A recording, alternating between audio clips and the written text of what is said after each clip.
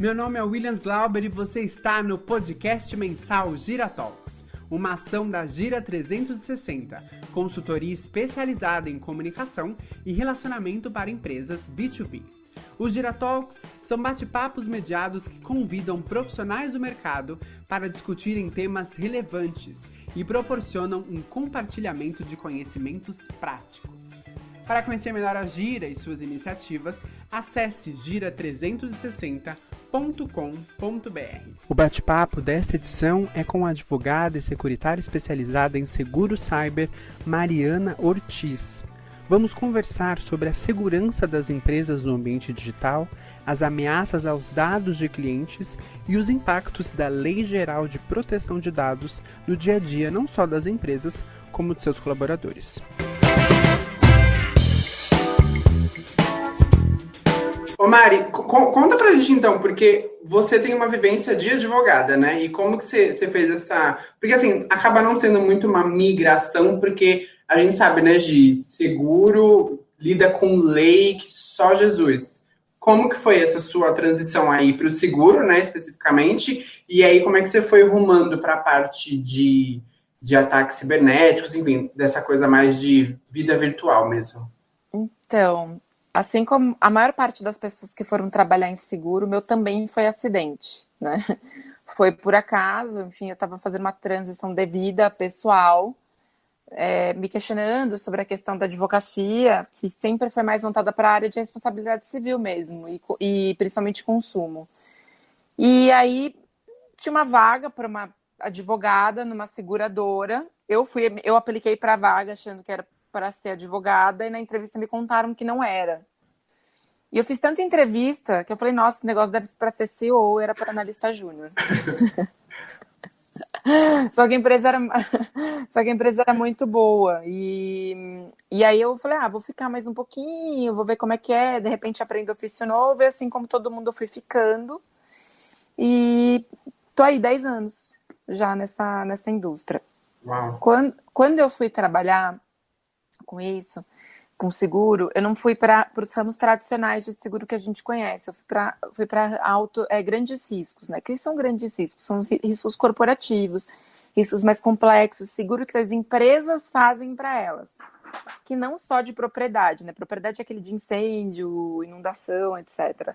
Seguros complexos, eu estou falando de seguros que envolvem os diretores e administradores, de seguro de ataques cibernéticos, de responsabilidade civil do tipo, um funcionário cai dentro da empresa e se machuca. Então, isso vai implicar uma responsabilidade civil para o dono da empresa, ou para o diretor da empresa, ou para algum responsável, ou para a própria empresa. Então, esses são seguros corporativos, né?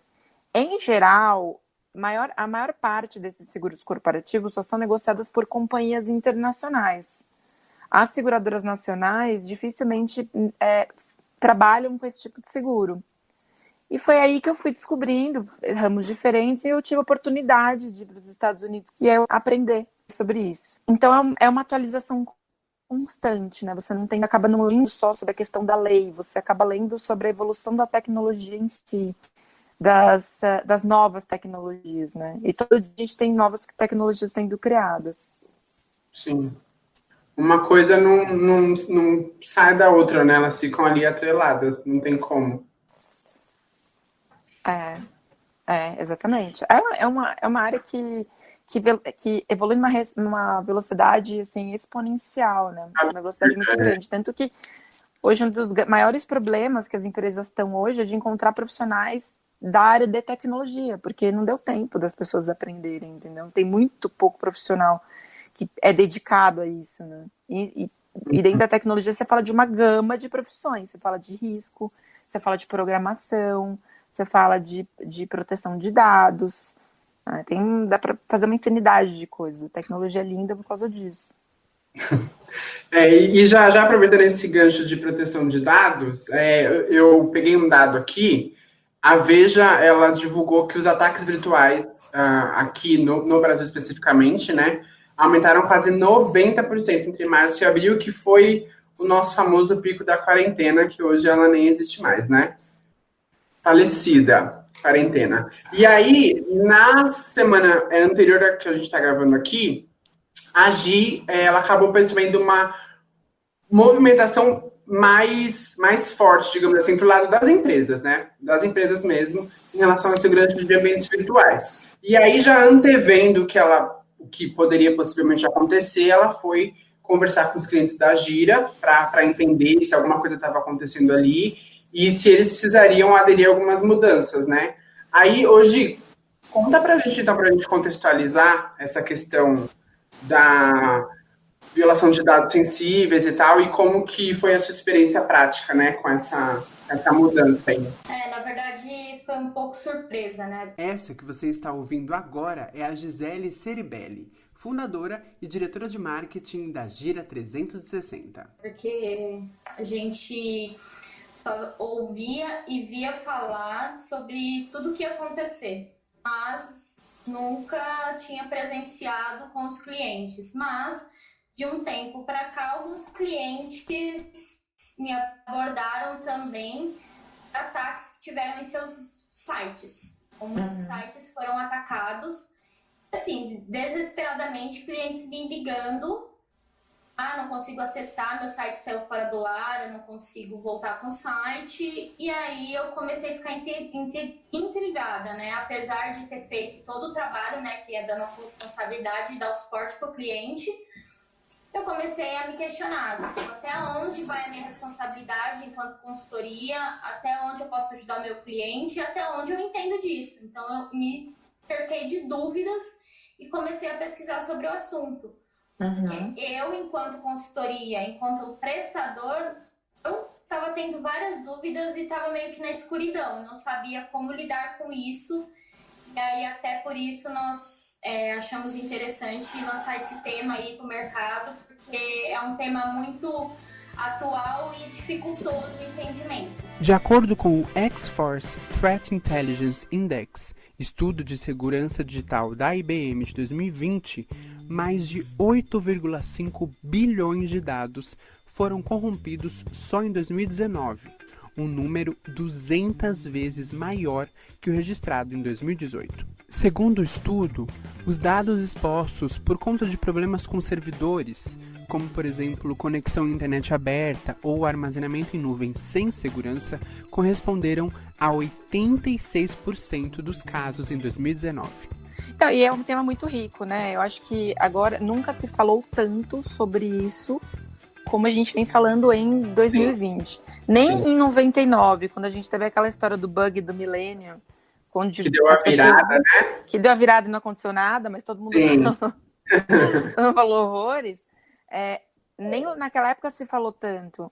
E por quê? Porque o que acontece? Vou te dar um exemplo. Existem países, por exemplo, em que você tem uma tipificação penal. O que é tipificação penal? Está no Código Penal que é crime você roubar um banco, mas você não tem a tipificação penal de que é crime você cometer um ataque cibernético. Isso às vezes entra como pequenos delitos. Então o cara, ele vai fazer ter a seguinte ideia, ele vai falar assim, bom, para eu tentar roubar um banco, roubar 20 milhões de reais, eu corro risco, eu posso tomar um tiro, eu posso ser preso, pegar não sei quanto de prisão, etc. Então eu vou aprender programação ou contratar um hacker para que invada a minha empresa, e esse hacker vai tirar todos os dados da minha empresa ou fazer transferências, e talvez eu ganhe os 20 milhões ou mais. E a minha conduta, para ser tipificada, ela vai demorar muito, talvez nem preso eu vá. Vocês entendem? Então, o serviço de hacker, ou hacker as a service, como a gente chama, virou uma profissão conhecida. Se você dá um Google, você consegue contratar. Bem rentável, né, Mari? Só pelo panorama aí. Super rentável.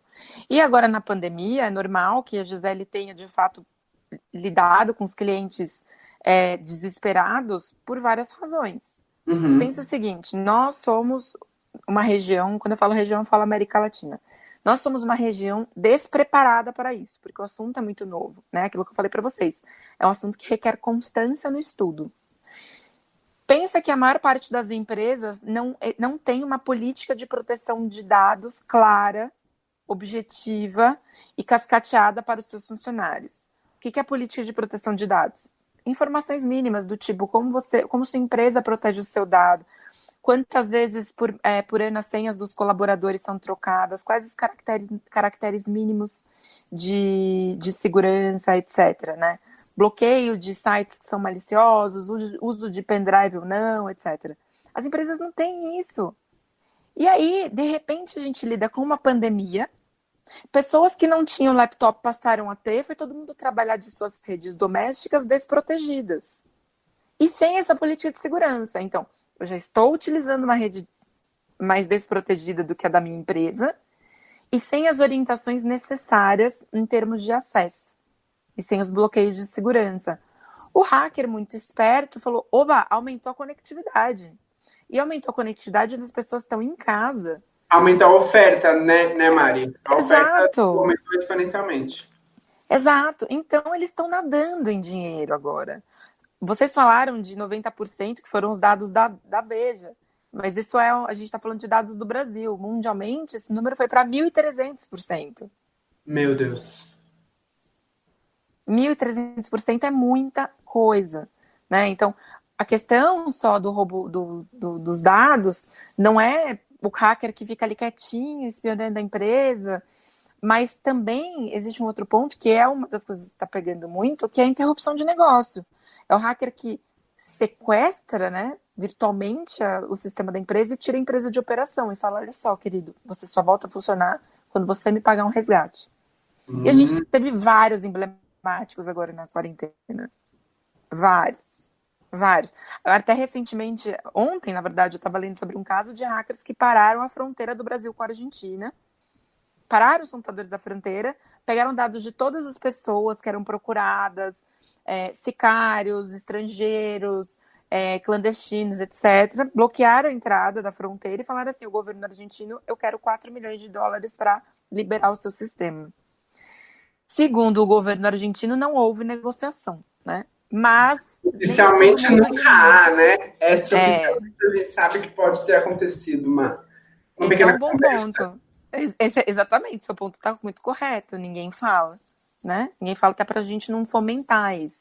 Uhum. Então, isso foi, de fato, uma grande explosão na pandemia, isso. As empresas não estavam preparadas, não tinham plano de contingência. Aliás, diria para você que 90% das empresas não têm um plano de contingência do que fazer quando isso acontece. É isso que eu ia aproveitar para amarrar agora. Eu acho que o mais assustador é que, assim, quando a gente ouviu essas histórias dos empresários e tal, a gente tem uma noção de que esse tipo de coisa só acontece com empresa grande, com empresa multinacional, com empresa que tem sistemas mega complexos e trilhões de dados. Mas isso está acontecendo com empresa pequena, que tem 15 funcionários. E aí, assim, essa empresa pequena que tem 15 funcionários, ela vai ter que adotar uma medida emergencial, assim, literalmente em questão de horas. Como que a gente consegue assistir essas pessoas, Mari? Assim, qual tipo de sugestão ou de fonte de informação que a gente pode falar assim, vai nisso aqui, ou tenta isso aqui, experimenta isso aqui rápido, né, de uma maneira rápida. Aí tem o problema, pelo menos pra gente conseguir estancar a ferida e aí depois entrar num tratamento intensivo, né? Que não adianta colocar band-aid em um buraco de bala, né? Hoje, assim, a maior parte das empresas tem como orçamento para proteção de dados cerca de 1% do faturamento deles. O que é muito pouco. Muito pouco. A gente está falando aí de grandes empresas. Imagina uma empresa pequena, o quanto ela não investe. Ela deve investir muito menos. O que os pesquisadores têm mostrado que de 3% a 4% é quando começa a ficar bom. Por quê? Porque o investimento, ele não é feito uma única vez. Ele tem que ser feito de forma constante. Por que nós temos atualizações para serem fechadas de nossos celulares e de nossos computadores? Porque a turma da Microsoft, da Apple, da Samsung, eles vão descobrindo vulnerabilidades sistêmicas. Então, cada atualização é uma vulnerabilidade sistêmica que foi encontrada, né?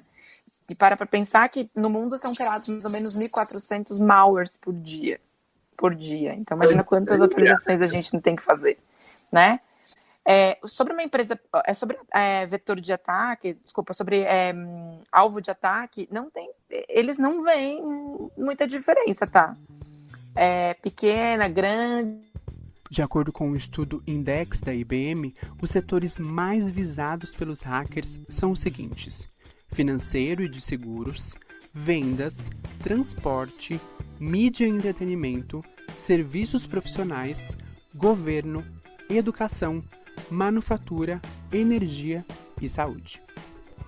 Deu bola, eles vão atacar, né? Isso aí independe do tamanho. Já foi essa história, mas eu sou muito pequeno para ser atacado, eu não tenho coisas interessantes. Eu acho que esse é o discurso também, né, Gi, que a gente ouve. Mas eu sou muito pequeno, não preciso desse tipo de solução, ou é muito caro, ou sei lá, eu tenho, sei lá, uma rede com 6 computadores, para que eu vou contratar esse tipo de proteção e tal. Na maioria das vezes a gente ouve esse tipo de justificativa. Eu sou pequeno, eu não preciso. Porque assim, não generalizando, mas o pequeno, ele acaba indo do jeito que dá, entendeu? Às vezes ele não se mune de informação e de precauções. Então acaba, por exemplo, no meu caso, eu tenho empresas que eu cuido que são empresas pequenas e que eu me sinto na obrigação de informá-las, porque elas não são informadas, elas não têm essa informação. Então eu acho que o pequeno, ele já tem essa predisposição de tipo assim, não vai chegar em mim, vai do jeito que tá indo, vamos, assim, eles querem os grandes vai chegar naquele de resolver que tá ele vai ter um prejuízo maior do que se ele já tivesse lá atrás tomado as seguintes precauções, né, que ele precisaria tomar. Eu acho que assim, o mínimo que uma empresa tem que ter, independente do tamanho dela, é um planejamento. Por que isso? Porque eu minimamente tenho que ter um roteiro em mãos, né? Então, primeiro, qual é a proteção que eu vou usar? Eu vou ter antivírus? Temos que mantê-los atualizados. Vamos fazer um roteiro de quanto em quanto tempo a gente vai atualizar esse antivírus. Vamos deixar uma atualização automática? Vamos atualizar uma vez por mês? A gente precisa fazer esse plano.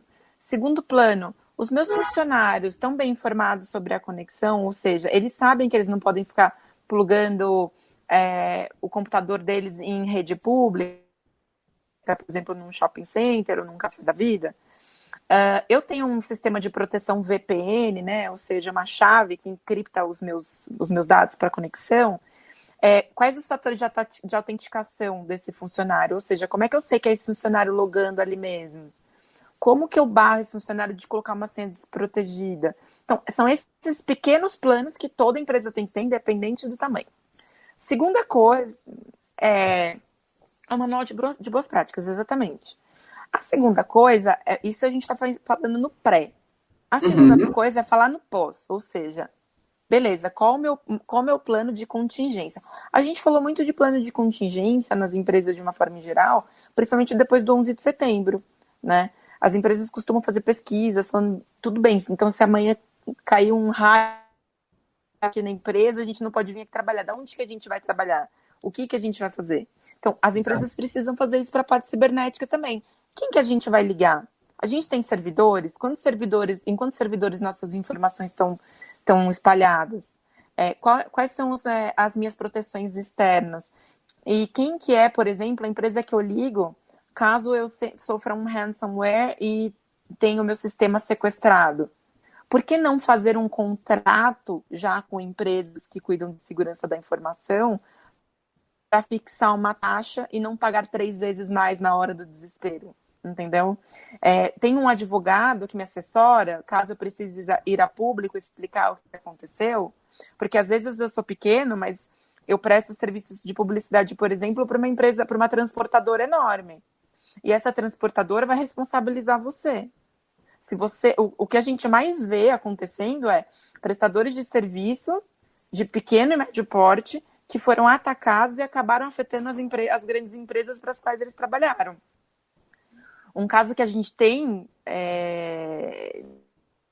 disso é uma transportadora internacional mundialmente conhecida que sofreu esse problema lá na época do WannaCry e ficou com mercadoria embarcada em portos durante 14 dias e muitas delas deterioraram porque eram perecíveis, etc. Então, vejam bem, eu tenho que tomar esse cuidado não só por mim, não só porque eu sou too small to fail, mas também porque os meus contratos com as pessoas para as quais eu trabalho vão me cobrar a responsabilidade civil disso.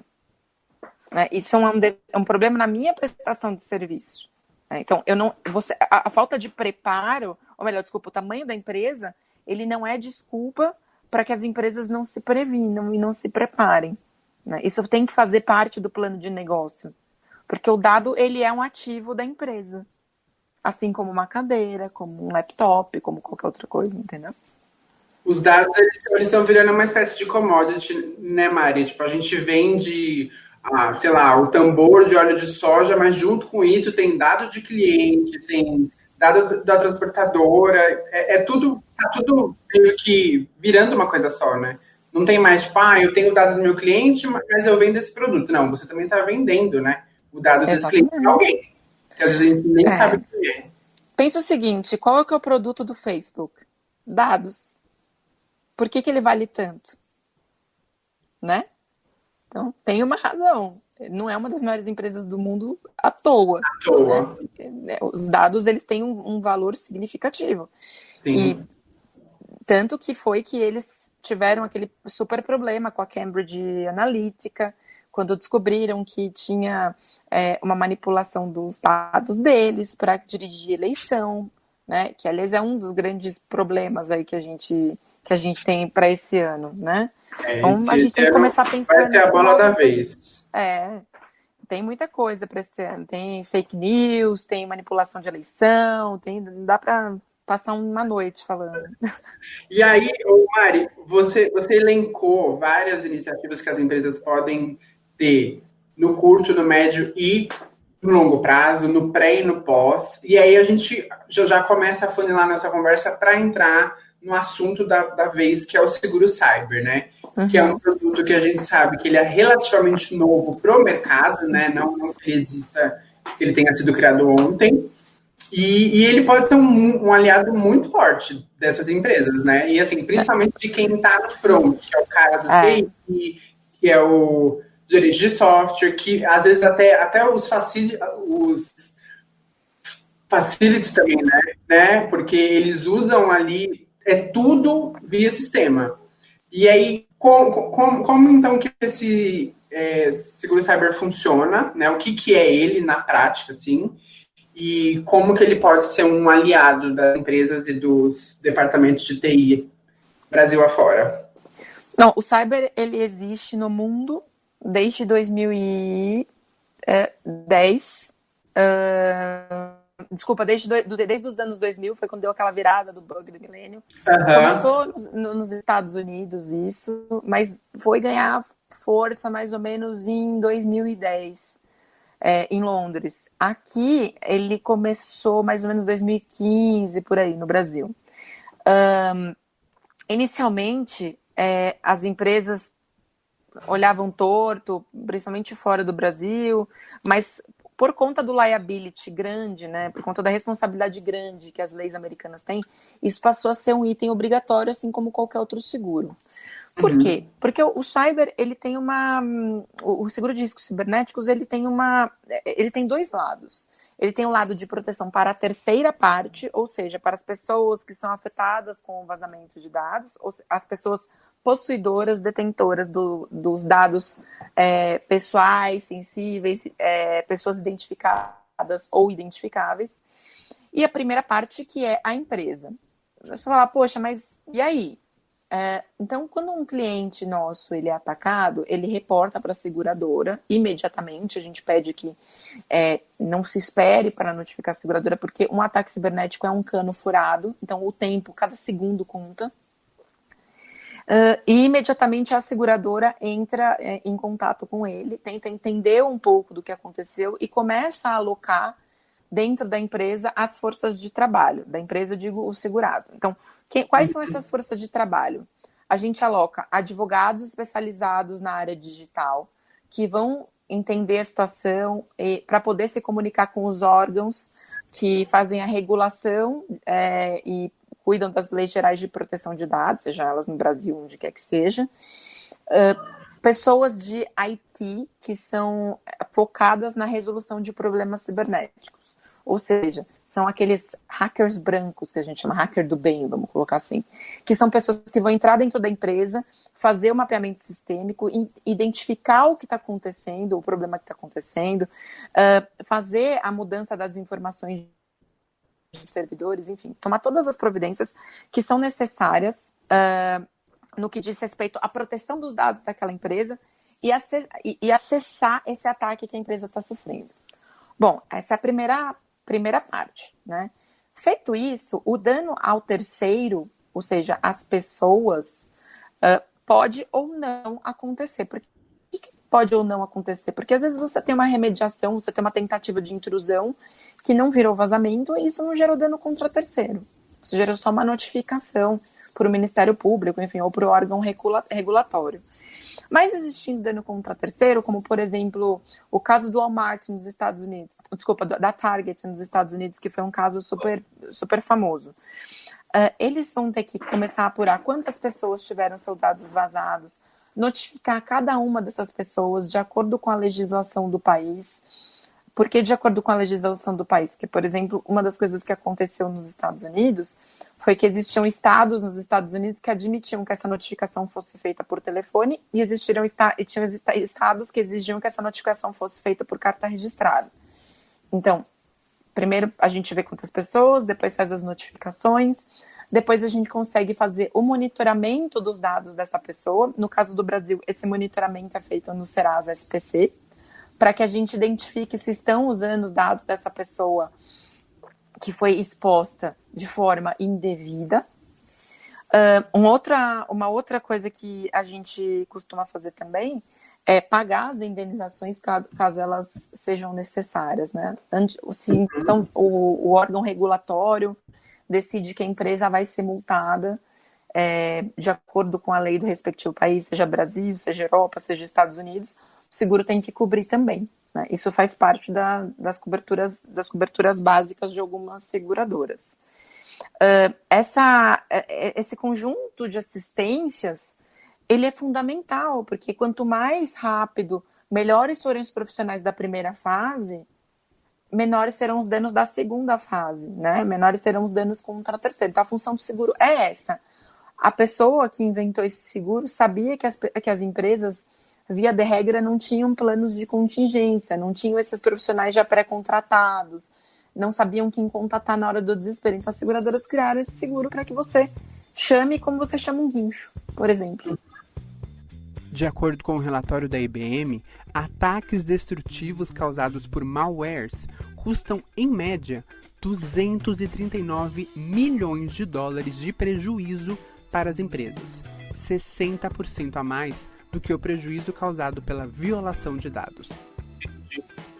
Aproveitando já que a gente está no assunto, a gente tomou a liberdade, Mari, de conversar com uma corretora de seguros que está lidando com esse problema no dia a dia, né? Acho que quem está no front é mais fácil a gente conseguir absorver mais coisas. Então a gente conversou com a Zona Sul Assessoria e Consultoria em Seguros, e aí eles mandaram dúvidas, que é o que a gente vai perguntar para você agora. Uma das dúvidas é a seguinte: você citou aí que muitas vezes podem acontecer danos a terceiros, né? E aí a gente está falando não só dos danos materiais em si, como às vezes até corporais mesmo, né? E aí eles perguntam que, assim, além dos lucros cessantes do segurado e a coisa dos terceiros causados pelos riscos aos dados, enfim, ao hack, o que está coberto? Existem níveis de seguro? Assim, eu contrato um que só cobre dano a terceiro, eu consigo contratar outro que cobre tudo o que acontecer? Existe esse tipo de diferenciação? No Brasil, a questão das coberturas ainda é um pouco engessada. Por que é um pouco engessada? Hoje ele é vendido dessa forma, a primeira e terceira parte. Talvez algumas seguradoras admitam que eu só compre a terceira parte, né? Que eu não compre cobertura para a primeira parte. Mas eu acho que essa pergunta da corretora, ela vem muito sobre o movimento que está acontecendo fora do Brasil. O que é esse movimento? Esse movimento é o seguinte: apólices que tradicionalmente não são de riscos cibernéticos, mas cobrem danos de riscos cibernéticos. Por quê? Porque na apólice de riscos cibernéticos, eu cubro só a perda de dados e os danos consequenciais disso, né? Então, perda dos seus dados, perda dos dados da Gisele, o que vai acontecer disso. Mas vamos falar, por exemplo, de uma fábrica que sofreu um ataque cibernético e que, por conta desse ataque, ela deixou de ter um sistema de arrefecimento funcionando. Ou seja, a fábrica explodiu por causa disso, porque o sistema dela que arrefecia algumas caldeiras parou de funcionar. E ela explodia. Isso estaria coberto no seguro de cyber? Via de regra, não. Isso estaria o dano material ao bem em si, ele cobre numa outra apólice de seguro. Só que aí você vai falar, bom, então o seguro tem que ser feito lá. Sim, mas lá exclui o dano cibernético, olha só que maravilha. Então, o que aconteceu? As seguradoras internacionais começaram, e resseguradoras, começaram um movimento de colocar nestas apólices que não são de cyber, cobertura para danos cibernéticos, mas que não cobrem os dados, entende? Então, eu cubro, por exemplo, no seguro de propriedade, a explosão que venha a ser causada, mas se esse ataque cibernético surgir, eu não cubro a perda de dados. Isso tem que ser coberto na minha apólice de cyber. É um pouco complexo isso, porque eles... O que eles... cobre um tanto, tapa outro, depois pega o pano de novo, aí cobre de novo e fica nesse malabarismo. Isso acontece porque os seguradores internacionais e resseguradores, eles estão tendo que modular as apólices, né? Eles estão tendo que colocar coberturas alternativas a apólices que não são de cyber. Mas como eu falei, na apólice de cyber, especificamente, só se cobrem os danos, os danos referentes à perda de dados, né? Então, dano moral, dano corporal a gente não cobre. A gente cobre dano moral, a gente cobre os custos advocatícios da empresa, a gente cobre os custos de eventuais multas, restauração da empresa, né, restauração sistêmica da empresa. Enfim, às vezes, em algumas seguradoras cobrem também o próprio aparelho que foi danificado por conta desse ataque. Né? Cada seguradora cobre algumas coisas diferentes, mas eu acho que o que essa pergunta quer dizer é especificamente disso. Né? Não só dos danos que são cobertos na apólice de cyber, mas danos que podem ser cobertos em outras apólices. Sim. E aí, você usou uma ótima analogia, que é a do cano furado, né? Você precisa fazer alguma coisa ali, no curto prazo, e aí estancar aquela água para poder seguir o conserto, via de regra. E aí, o pessoal, os corretores da Zona Sul, também perguntaram uma coisa relacionada a prazo, né? Porque a gente sabe que tem um prazo aí para o segurado comunicar o que aconteceu para a seguradora. E aí, assim, qual é esse prazo, né? Que prazo eu, segurado, tenho para poder comunicar, ligar lá e falar tudo o que aconteceu? E quando eu faço isso, quais os parâmetros que ele usa? Você já deu uma passada nisso quando você começou a responder sobre o seguro cyber, mas aí a gente queria tentar entender melhor. O que eles usam de parâmetros para fazer aquela definição, né? Tipo, esse prejuízo aqui é grande, esse prejuízo aqui é médio, isso vai ser indenizado, isso aqui não. Como que funciona essa coisa prática ali, né? Tá. Então, quando eu me dou conta que eu estou sofrendo um ataque cibernético, o principal a se fazer, e isso eu falo para todos os meus clientes, é que eles liguem imediatamente para a seguradora. Você para tudo que está fazendo e liga. Para tudo que está fazendo e liga, né? Por quê? Porque muitas vezes a emenda fica pior do que o soneto. A gente tem vários casos de clientes nossos que foram tentar solucionar sozinhos. Nossa. Até porque vira um pouco questão de honra, assim, né? Então, eles foram tentar solucionar sozinhos, às vezes a pessoa que instalou o sistema da empresa foi querer solucionar e ela não tinha prática naquele assunto e acabou piorando a situação, né? E existe uma cláusula no seguro, de uma forma em geral, que a partir do momento em que o segurado concorre para piorar o risco, ou melhor, para piorar aquilo que seria o dano, ele pode não estar coberto, né? Então, a gente não recomenda que se ponha a mão nos sistemas, a menos que você tenha alguém altamente especializado. Do contrário, tira da tomada mesmo. Desliga da tomada mesmo, puxa os cabos e chama alguém, né? As medidas de apuração de seguro, elas vão variar, de sinistro, elas vão variar muito. Isso vai variar, primeiro, pelo que eu te falei, né? Então, quanto tempo demorou para alguém entrar lá na empresa? Quanto tempo demorou para o sinistro começar a ser resolvido? Teve perda? Ou foi só, por exemplo, alguém que tirou, algum hacker que estava brincando e resolveu tirar a empresa do ar, mas não teve perda de dado?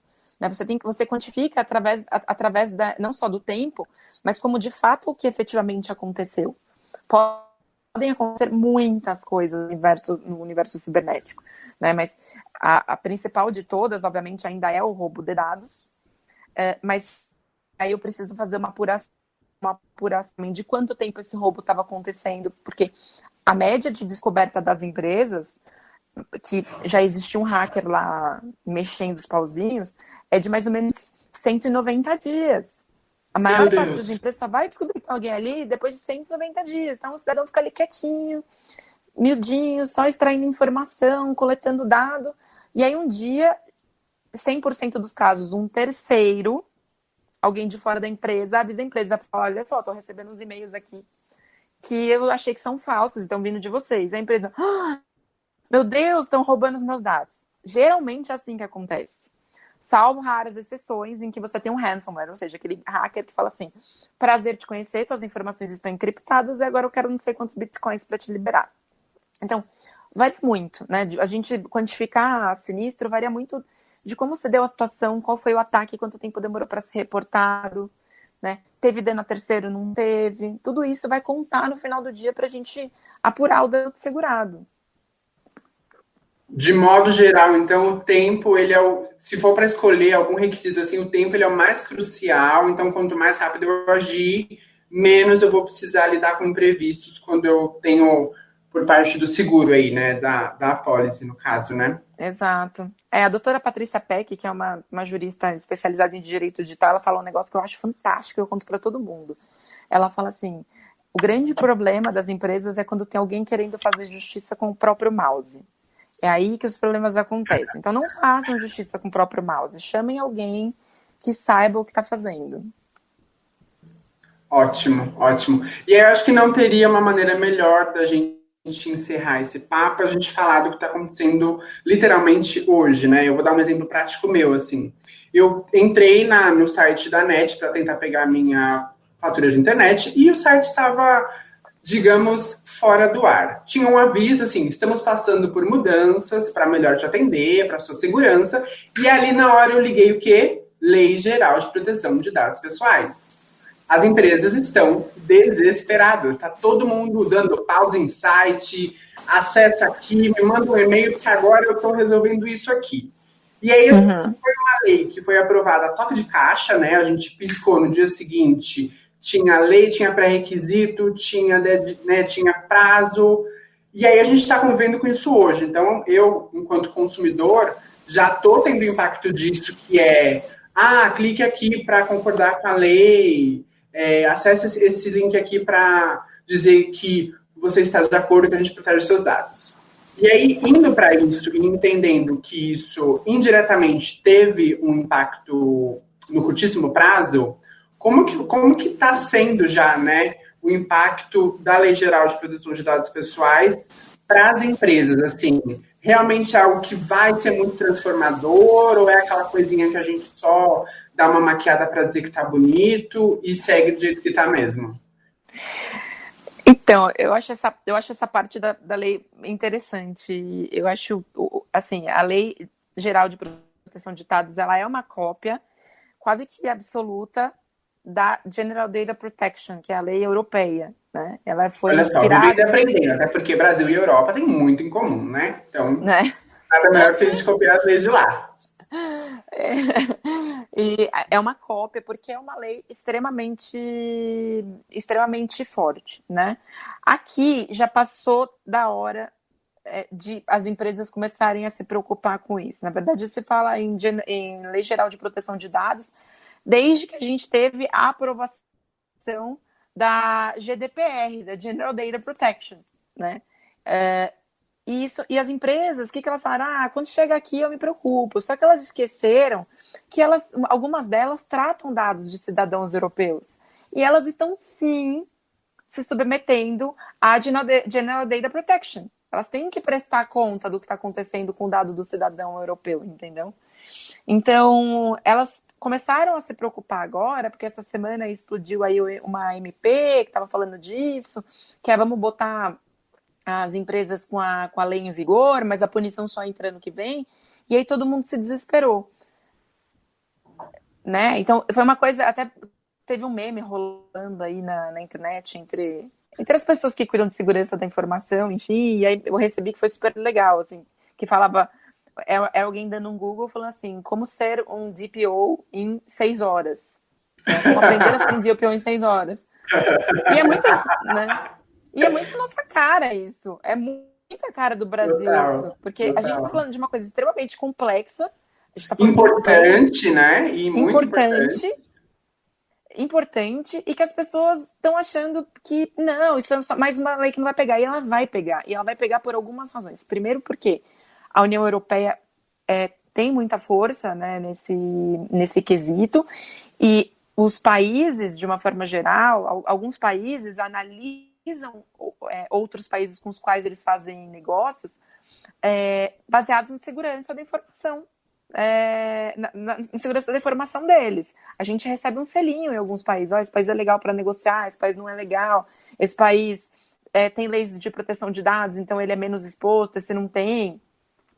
Acreditem vocês, o Uruguai tem uma lei de proteção de dados antes da gente, a Argentina também. Aqui o pessoal ainda acha que não pega, né? Outro ponto que é muito importante é que que eu acho que a lei vai pegar muito forte é que as empresas estão passando a ser responsabilizadas pelo que eles chamam nos Estados Unidos de Data Misprotection. Ou seja, se você, como gestor de uma empresa, diretor, etc., você não investe o suficiente na proteção de dados, e eu, como acionista dessa empresa, perco ativos por conta de um ataque cibernético, eu vou poder te processar enquanto gestor. Eu vou poder cobrar da sua empresa e falar, peraí, por que você não entrou com esse investimento? Que você não quis? Que você quis priorizar uma pintura, um alarme, um sprinkler, não sei. Eu vou poder te processar como investidor. Isso nos Estados Unidos já está acontecendo. E eu não duvido que a CVM aqui no Brasil comece a adotar esse tipo de postura também. O Bacen, só para vocês terem uma noção, o Bacen, que é um órgão que regula os bancos, já implementa normativas de proteção de dados antes da nossa lei entrar em vigor. Normativas essas que são muito similares à lei. E as pessoas ainda estão se perguntando, mas será que a lei vai pegar? A lei já pegou, gente. O que não pegou ainda foi a punição, mas a lei já pegou. E essas adequações precisam ser feitas imediatamente. As empresas precisam fazer isso até para começar a respeitar os nossos dados, respeitar a maneira que elas usam e se apossam dos nossos dados. Então, em relação às punições, né? Porque às vezes colocam, num termo nosso, né? A carroça na frente dos bois. A lei veio bonitinha, tudo, mas vai ter uma pessoa, um órgão ali para estar chegando nas empresas e de alguma forma mudando, vai ter um órgão ativo para isso. Porque ali bonitinha a lei está, né? Mas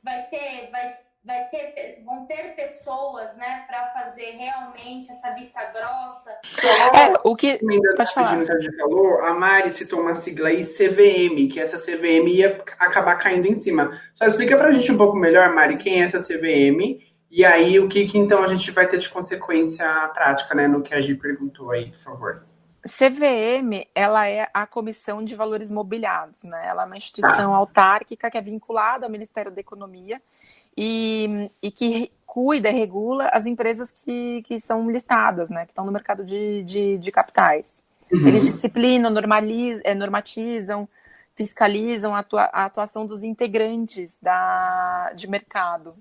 Essa é a CVM, é uma instituição muito forte. Então, em relação a esses órgãos, né, que vão precisar estar ativos aí, porque não adianta ter lei e não ter alguém para ficar em cima das empresas, das pessoas que são responsáveis, né, por deixar tudo organizadinho, a casa organizada.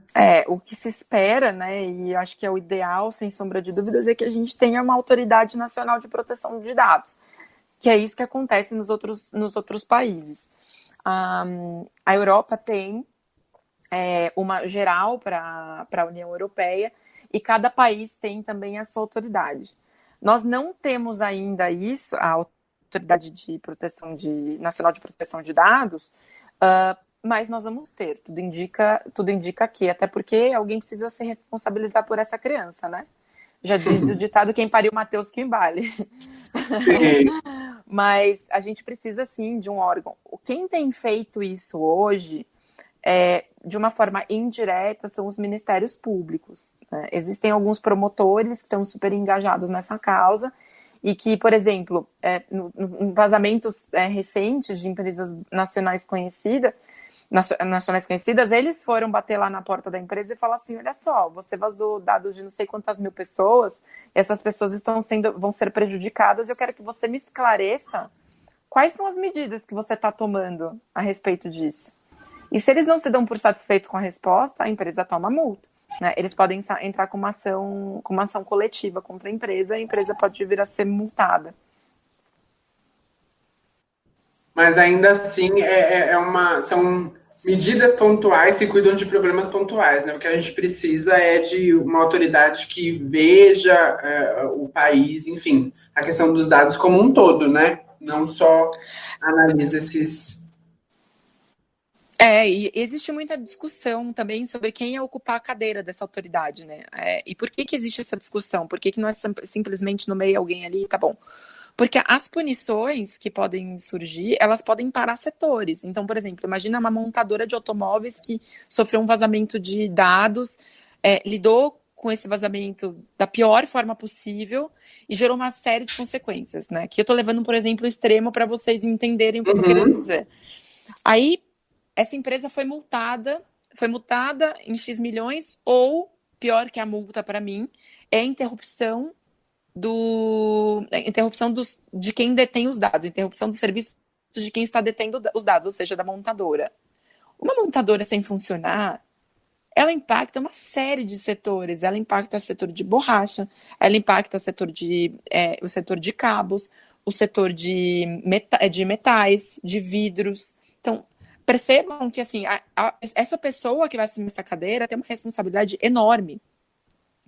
Ela tem uma responsabilidade enorme porque isso pode quebrar indústrias, né? Então, o ideal, obviamente, seria que alguém que entendesse do assunto de tecnologia muito bem, mas a gente ainda não sabe se isso vai acontecer, né? A gente está ainda esperando essa nomeação para que essa pessoa, e esperar que essa pessoa seja competente, né, e diligente no sentido de também aplicar as punições adequadas, dado o momento que a gente está. Ainda a gente está numa aquisição de cultura cibernética, né? A gente ainda tem na cabeça que nada acontece com a gente, está tudo certo. É um processo, né? Isso precisa ser difundido nas empresas, isso precisa ser difundido entre os C-levels, entre os funcionários, entre todos nós. É porque a gente está lidando com mudança de comportamento, né? E esse é o tipo de mudança mais difícil, assim, porque impacta no dia a dia, impacta na forma como... Às vezes, a maneira como a gente responde e-mails, por exemplo, pode abrir uma porta para algum tipo de ataque, né? Às vezes são portinhas pequenininhas que abrem uma coisa gigante, a gente não tem nem noção. É verdade. Bom, e a cultura tem que começar com a gente, né? Imagina. Exatamente. A cultura tem que começar com a gente, não tem jeito. Então, para a gente encerrar essa conversa, Mari, você que aí está no mercado há um tempo, está lendo o que está acontecendo, né? E aí eu acho que ninguém melhor do que uma especialista contar para a gente o que você está enxergando de tendência para a gente nos próximos anos, assim, em todo esse assunto que a gente está discutindo aqui, né? A questão da segurança digital. A gente chegou à conclusão de que os dados são o novo petróleo, né? Eu acho que a gente está lidando numa era que ter dados é ter poder, e aí a gente está falando também de dinheiro. O que você está enxergando como tendência, tanto do lado de segurança, óbvio, né, que vai estar mais em voga, quanto também no lado de vulnerabilidade, né? O que você acha que vai começar a ficar mais vulnerável e que a gente não está atentando para isso ainda?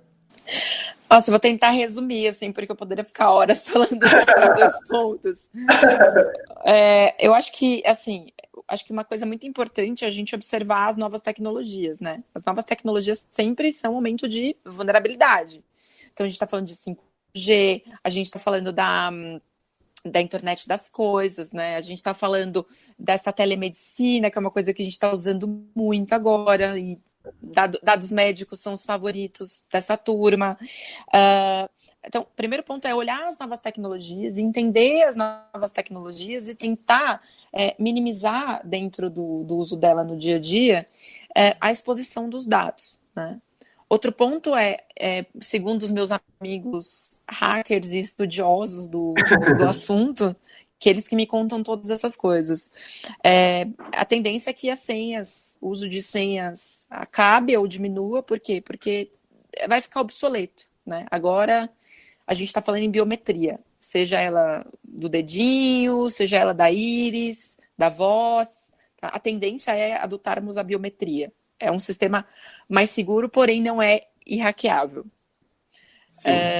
Outra coisa que eu acho que vem com tudo também, essa questão do trabalho remoto, né? Enfim, que as empresas adotaram e eu acho que vai continuar assim para sempre.